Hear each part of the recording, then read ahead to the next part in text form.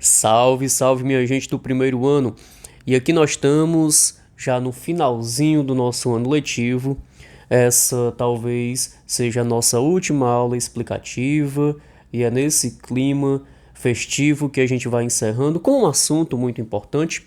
Hoje, galera, a gente vai falar sobre uma parte social lá da República Romana e vamos entender em que contexto essa luta social ela se enquadra na República Romana, República Imperialista de Roma. Então vamos lá entender um pouco da situação histórica de Roma, tá? Roma, durante a sua fase republicana, começa a expandir seu território. Expandir em que sentido? Muitos generais, eles passam a guerrear com outros territórios, dominando, e quando se domina, se aumenta também a quantidade de escravos, a quantidade de terras. Muitos camponeses eram convocados para ir para essas guerras. Não obstante, eles retornavam e ficavam sem proteção social, porque muitas vezes esses camponeses que iam para a guerra não tinham direito de lucrar com um pedacinho de terra que queriam, porque os generais comandavam a distribuição dessas terras que eram anexadas e conquistadas pelos romanos. E outra situação também importante é que muitos camponeses, ao retornar, ou aqueles que nem iam para a guerra, eles tinham que sobreviver da produção. Mas muitos generais, eles anexavam cada vez mais terras. Os camponeses não tinham, de certa maneira, dinheiro para comprar um pedaço de terra ou para manter o seu pedaço de terra, acabavam vendendo por um preço muito pequeno. E aí a pergunta é: professor, mas se eles vendiam, eles não ficavam ricos com o dinheiro? Nananina não. Minha gente, vale observar que na época acontecia da seguinte forma: o camponês, como o custo de vida de Roma estava muito alto, a inflação lá em cima e o valor da comida estava muito caro, tá? O preço do trigo é enorme. Então eles não conseguiam nem se manter direito com o salário que recebiam. E se e quando recebiam, tá? Então o custo de vida era altíssimo. Mas aí Roma, com essa expansão, conseguiu colocar a ideia do Mare Nostrum, porque o Mare Nostrum foi quando Roma, a República Romana, expandiu para dominar o Mar Mediterrâneo, tá? Então eles criaram a expressão Mare Nostrum, querendo dizer que o Mar Mediterrâneo era de domínio dos romanos. Roma de aldeia, depois da expansão, passou a ser a capital do mundo, Caput Mundi, ou seja, era o local de domínio da maior parte do mundo antigo da época, um dos maiores impérios que já a gente escutou falar na história, tá bom? Então, com esse Mare Nostrum, o que a gente tem para frisar aqui? A gente tem para frisar que a Itália passou a aumentar a sua população escrava, tá? A Itália passou a vender muitos produtos, mercadorias para as suas colônias conquistadas, né? Importar mercadorias. O afluxo de riqueza, né? A Roma conseguiu adquirir tanta riqueza com essa expansão que se tornou uma potência mundial. E aí, muitos plebeus começaram a sentir os problemas da carestia, sobretudo do trigo, da comida, não conseguiam se manter e passaram a ficar na miséria mesmo.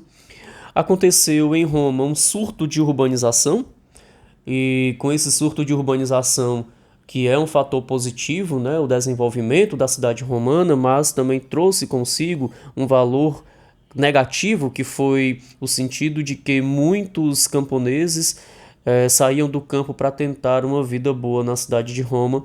Chegando na cidade de Roma, não conseguiam um local fixo para morar e ficavam vadiando, né, vagando lá nas ruas romanas sem ter teto ou comida, tendo que ficar submissa a um trabalho quase que escravo, por mais que não fossem. Então é nesse sentido que a gente vai compreendendo aqui essa expansão romana. E aí chegamos aos irmãos Graco. O que eu quero que vocês compreendam sobre esses irmãos Graco? Minha gente, o Tibério e o Caio Graco foram dois irmãos da plebe, tá?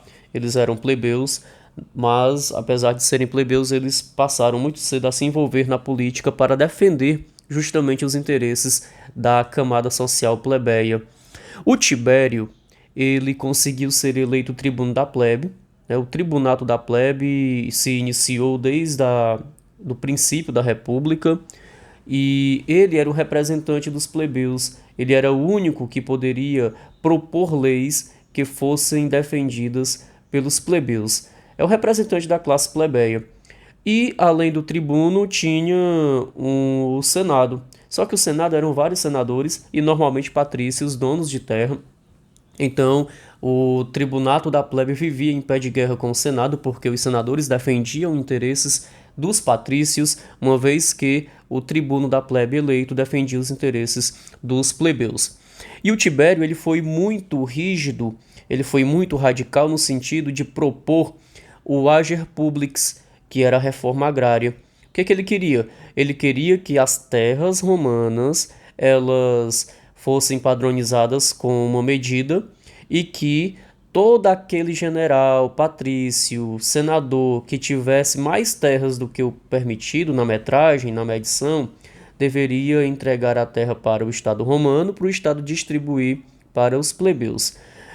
Na época era cerca de 120 hectares que era permitido. Se o patrício tivesse mais do que 120 hectares de terra, ele deveria dar essas terras para o Estado e o Estado iria distribuir para os mais pobres, que seriam os plebeus.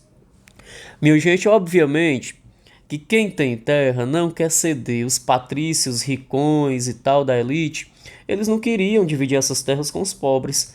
E aí eles começaram a propor conflitos contra o Tibério.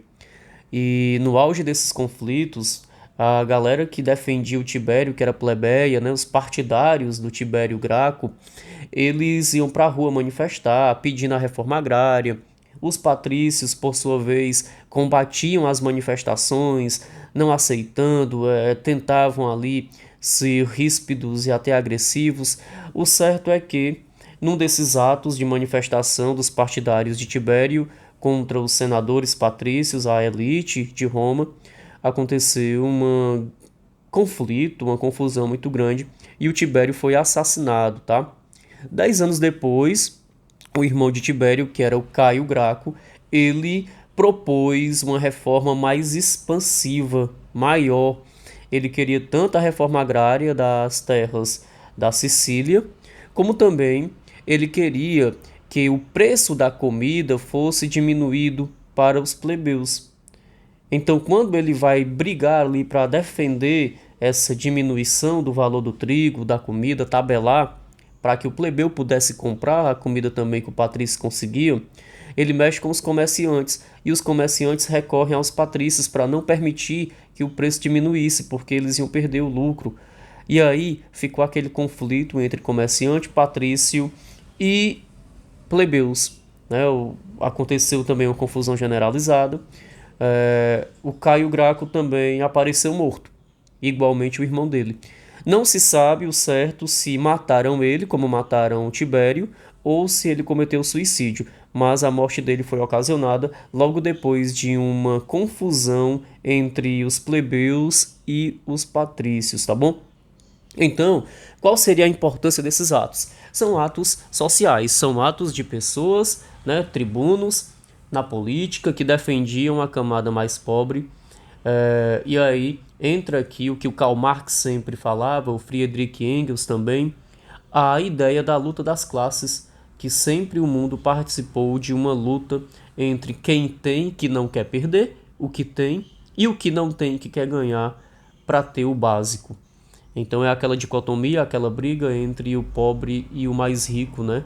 E aqui a gente entra na ideia de justiça social, né? Que seria a ideia de equidade, de igualdade para todos, de condições e de oportunidades também.